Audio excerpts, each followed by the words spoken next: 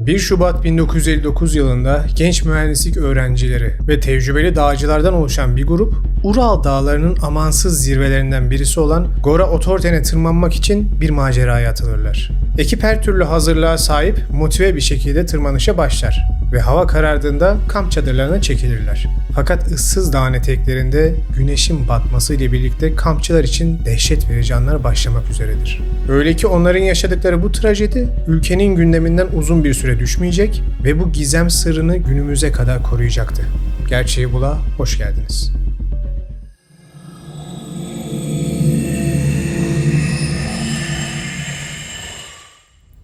İnsanlar her daim doğanın amansız uçlarını, sarp zirvelerini ve dipsiz derinliklerini fethetme içgüdüsüyle hareket etmişlerdir. Bu bizim en temel keşif dürtülerimizden birisi. Lakin bu dürtü çoğu zamanda onun peşinden koşanları erken yaşta mezara koymuştur. İşte bu makus talih kendini Sibirya'nın ıssız köşelerinde bir kez daha gösterecekti. Bizim bildiğimiz haliyle Dyatlov geçidi adını aslında orada hayatını kaybeden ekibin lideri olan Igor Dyatlov'dan almakta.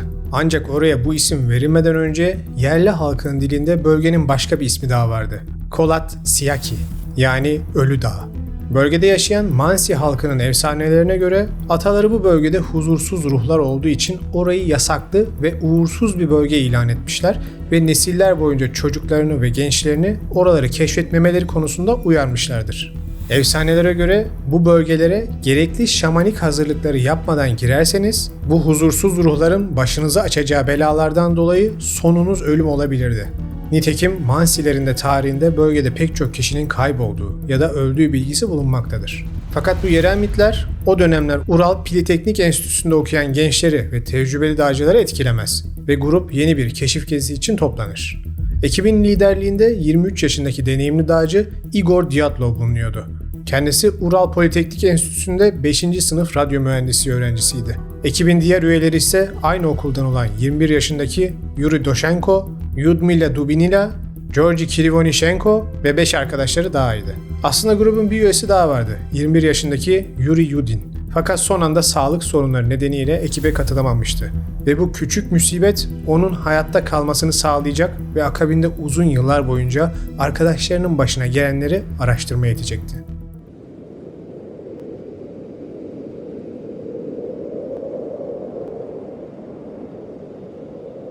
Ekip 23 Ocak 1959'da yolculuklarına Visay köyünden başlarlar. Burası aslında tabiri caizse medeniyetle Bakir Doğa arasındaki son sınırdı. Ve bu sınırı aştıkları anda ekibin işleri tamamen ters gitmeye başlar. Hava durumunun sertleşmesi, navigasyonda yapılan yanlışlar, yoğun tipi derken ekip kendilerini 800 gün sonra yerlilerin Ölüler Dağı dedikleri yerin eteklerinde bulurlar ve kaderleri mühürlenir. Tarihler 12 Şubat'ı gösterdiğinde grubun üyelerinin aileleri artık endişelenmeye başlamıştır. Çünkü çocuklarından 13 gündür haber gelmemiştir. Bunun üzerine aileler yetkili kurumlara başvuru yaparlar ve gençler için resmi arama 20 Şubat tarihinde başlar. Zorlu şartlarda kısıtlı imkanlar ile 2 gün süren aramadan sonra ekibe dair ilk izler 22 Şubat'ta keşfedilir. Kholat Syakhi Dağı'nın yamacında karlar altında bir çadırın kalıntıları bulunur. Tecrübeli kurtarma ekibi bu manzaranın ne anlama geldiğini biliyorlardı. Daha doğrusu bildiklerini sanıyorlardı. Çünkü birazdan görecekleri manzarayı hiçbiri tahmin bile edemezdi. Çadıra yaklaşan ekip içinde donmuş bedenler bulmayı beklerken ilginç bir manzara onları karşılar. Çadır içten yırtılmış ve içindekiler neredeyse tüm eşyalarını arkalarında bırakarak çadırdan kaçmışlardı. Ocak ve tencereleri bile düzenli bir şekilde duruyordu. İyi de dondurucu soğukta bu gençlerin çadırlarını panik içinde keserek kaçmaya zorlayan durum neydi? Arama ekipleri çadırdan uzaklaşan ayak izlerini takip ettiler. İzler ormana doğru ilerliyordu ve orada ağaçların altında ilk cesetler bulundu. Yuri Doroshenko ve Yuri Krivonishenko'nun bedenleri bir ateş yakma girişiminin kalıntıları etrafında yatıyordu.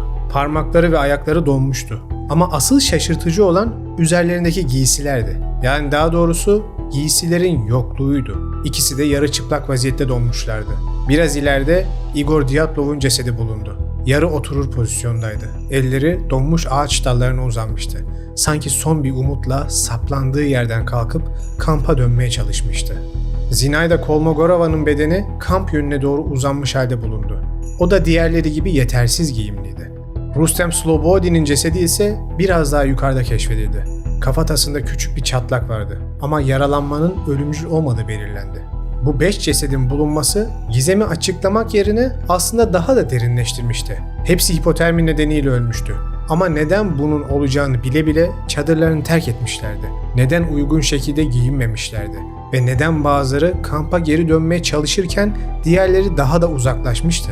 Kurtarma ekipleri ve uzmanlar bu soruların cevaplarını ararken kalan 4 kişinin akıbeti öğrenildiğinde olaylar daha da ürkütücü bir hal almaya başlar. Nicolas Tiberius, Ludmila Dubinina, Alexander Kolevatov ve Samyon Zolotaryov'un bedenleri aramaların başlamasından ancak 2 ay sonra Mayıs ayında karlar erimeye başladığında bulunabildi. Fakat ortada önceki cesetlere göre çok daha rahatsız edici bazı gerçekler vardı. Tiberius'un kafatası parçalanmıştı.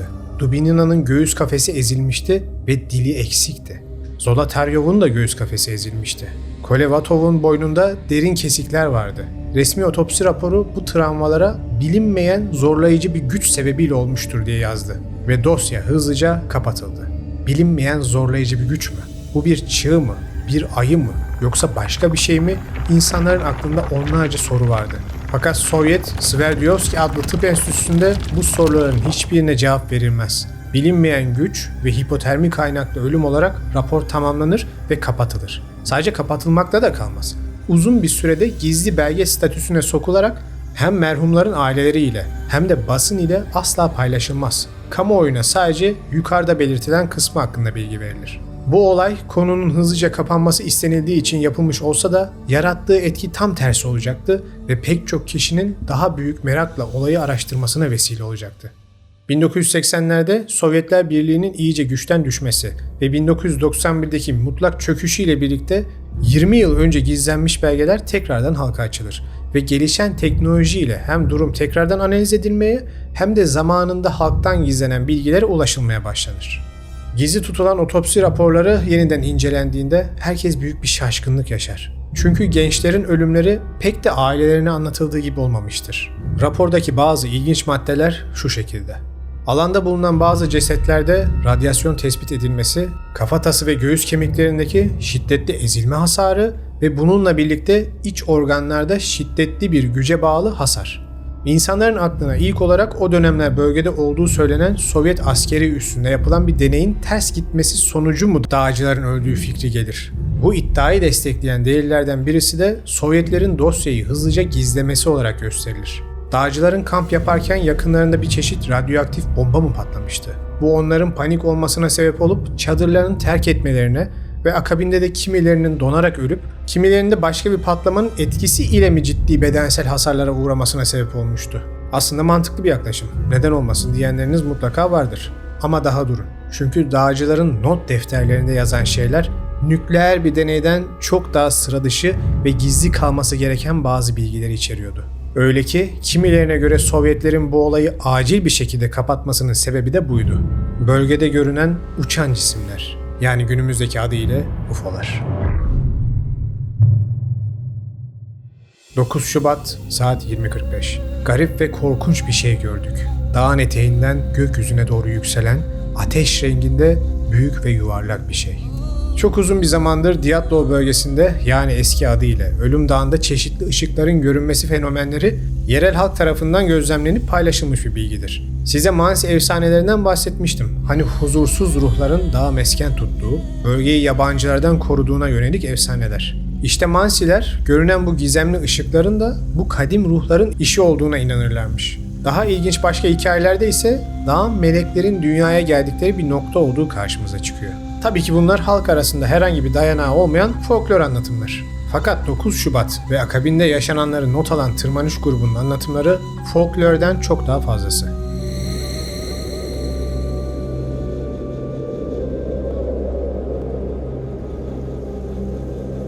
Gruptaki insanların yüksek eğitim almakta olan donanımlı insanlar olduğunu tekrar hatırlayın. İşte bu sebepten grubun notlarındaki bu sıra dışı detaylar insanların ilgisini çeker. Demin gördüğünüz notun dışında benzer bir not Yuri Krashenkov'un da defterinde bulunur. Garip bir şekilde ışıldayan bir şey gördük. Bu bir yıldız olamazdı. Çünkü çok düşüktü ve çok hızlı hareket ediyordu.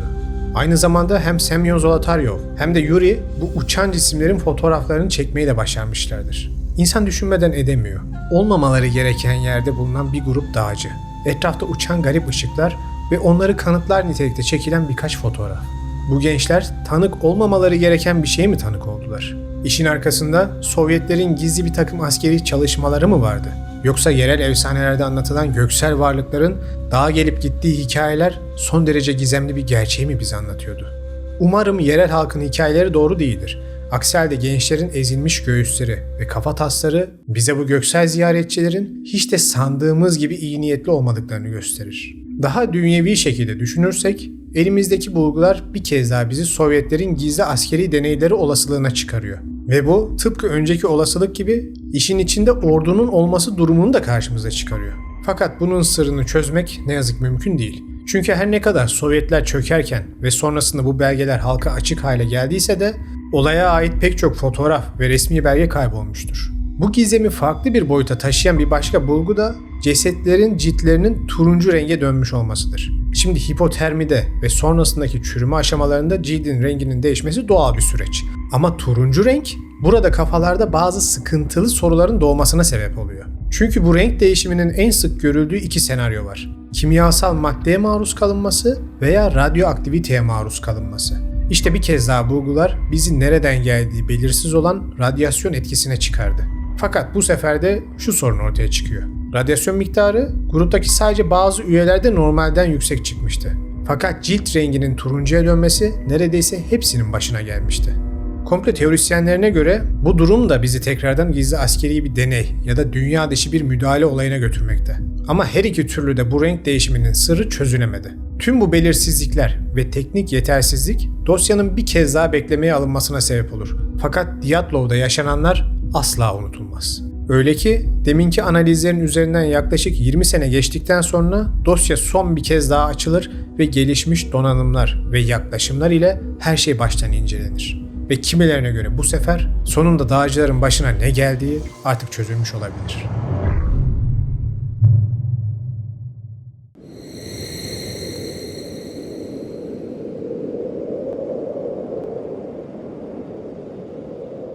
Gelişen teknoloji ve modern yaklaşımlar ile konuyu ele alan uluslararası uzmanlar bazı yeni teoriler üretirler. 2019 senesinde İsviçre-Rus Ortak Araştırma Grubu gelişmiş bilgisayar simülasyonları ile kazayı yeniden canlandırırlar ve dağcıların çadırlarının gömülme oranı ve aldığı zararın yamaçtan düşen bir çığ düşmesiyle olabileceğini tespit ederler. Rus bilim insanı Alexey Kokyrin liderliğinde bir ekip ve hemen sonrasında Amerikalı araştırmacı yazar Donny Eichhar'ın ortaya attıkları infrasound teorisi ise son derece ilginç. Bölgedeki atmosferik olayları ve dağın yapısını inceleyen ekip, esen rüzgarların bölgede infrasound denilen insan kulağının duyamayacağı ama üzerimizde hem fiziksel hem psikolojik etkiye sahip 20 Hz altı seslerin oluştuğunu tespit ettiler. Bu seslere güçlü bir şekilde maruz kalmanız halinde baş dönmesi, mide bulantısı, panik atak gibi semptomlar yaşayabilirsiniz. Ve bu da çadırlarını panik içinde terk eden dağcıların yaşadıkları durumu biraz olsun açıklayabilir. Ama halen oluşan yaraları ve radyoaktif izleri açıklamak için yetersiz bir teori. Tüm bu bilgiler ışığında Rus hükümeti 2020'ye yaklaşırken resmi bir rapor hazırlar ve dağcıların başına gelen olayları bize adım adım hem eski hem yeni bulgular ışığında hem de bilgisayar modellemeleri desteğiyle şu şekilde anlatır. Dağcılar hava koşullarının sertleşmesiyle birlikte Dyatlov geçidinde kamp yapmak zorunda kalırlar. O gece yaşanan şiddetli fırtına dağın yamacında doğal bir şekilde Karman vorteksi oluşmasına ve buna bağlı olarak yamaçta şiddetli infrasonik dalgaların kampı vurmasına neden olur. Bu sesler çadırda bulunanlar üzerinde derin etkiler göstererek grubun histeri şeklinde bir panik atak geçirerek çadırı terk etmelerini tetikler. Bu esnada yaşanan küçük bir çığ grubun bazı üyelerini vurur ve ağır yaralanarak ölmelerine sebep olur. Kafatası ezilmesi ve göğüs kafesi çökmesi bu şekilde açıklanabiliyormuş. Çığdan diğer tarafa kaçan kişiler ise hipoterminin baş göstermesi üzerine rahatsızlıklar yaşamaya başlarlar ve kimileri çadırlarına dönmeye çalışırken ölür. Kimileri ise yollarını kaybettikleri için başka yerlerde ölürler. Hatta Igor Dyatlov da bu çığın altında kalmıştır ve kendini bu kar kütlesinden kurtarmak için ağaçlara uzanırken donarak ölmüştür. Akabinde fırtına sonrası dağcılar bulunana kadar vahşi hayvanlar cesetlerin dillerini ve gözlerini yiyerek bedenlerine zarar verirler. İşte Rus hükümetinin resmi Dyatlov geçidi raporu bu şekildedir ve dosya artık nihai olarak kapatılmıştır. Normal gidişata göre son derece mantıklı bir rapor. Fakat halen ortada cevaplanmayan bazı sorular var. Dağcılar o geceden önce ne gördüler de defterlerine not olarak yazıp fotoğraflarını çekmeye çalıştılar. O gece infrasonik ses kaynaklı ya da değil. Yaşanan bu büyük histeriyi ne tetikledi de çadırdan normalce çıkmak yerine içeriden parçalayıp kaçtılar. Bazı cesetlerde bulunan radyasyonun sebebi neydi? Cesetler neden turunculaşmıştı? İşte bunlar halen cevap bekleyen bazı sorular. Lütfen siz de fikirlerinizi yorumlarda belirtin. Benim araştırmam dışında bildiğiniz, öğrendiğiniz bilgiler varsa lütfen paylaşın. Biz de öğrenmiş oluruz. Ama sonuç ne olursa olsun şu bir gerçek ki Dyatlov geçidinde her ne yaşandıysa gerçekten de son derece sıra dışı bir olaydı. O kadar sıra dışı ki yerel halkın efsanelerindeki huzursuz ruhların diyarı hikayelerini doğrulayacak kadar.